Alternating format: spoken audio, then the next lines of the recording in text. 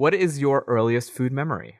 I wrote a solo show like in the very beginning of my career called Bootleg Islam. And it was me. It was actually the first time, I'd been doing comedy, but it's the first time I sort of like really talked about being Iranian and what that meant. And I had gone to Iran and blah, blah, blah.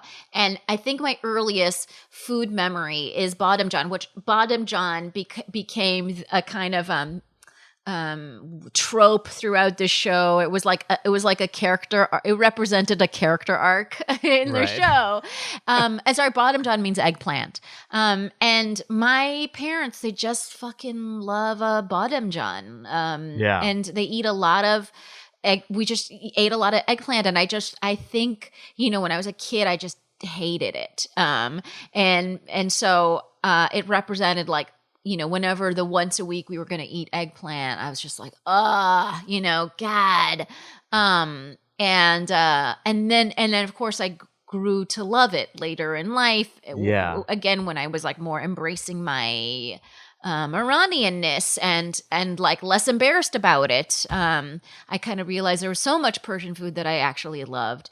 And so, yeah, I would say it's eggplant, Badam Jan. Interesting. Yeah, I love eggplants, and I don't know that I always loved it. It is kind of an adult flavor, Yeah. You don't see any kids being like, there's no eggplant on the kids menu. No. Yeah, it's a little bit like pickles or whatever, where you sort of like grow into it, maybe. Yeah, it's like Brussels sprouts and, Yeah. I do think that Persian eggplant, kashka badem jun, which is our baba ganoush basically, makes mincemeat out of any other baba ganoush. I think it's so much better. Yeah, it's very good. Because we do, again, you know why? Because it's got your mom's secret sauce in it. It's got caramelized onions and turmeric. That's the only difference. Yeah. A lot of that. Yeah. And I think the other thing with the caramelized onions is that it's almost like burnt. How would you describe that? Like a little almost burnt?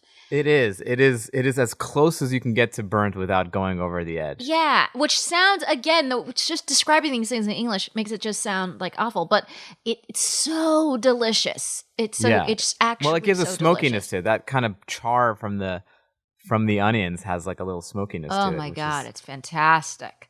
Yeah. And then the toppings, we never even one of our toppings for kashka badem jun and also for Ush for the soups is fried mint.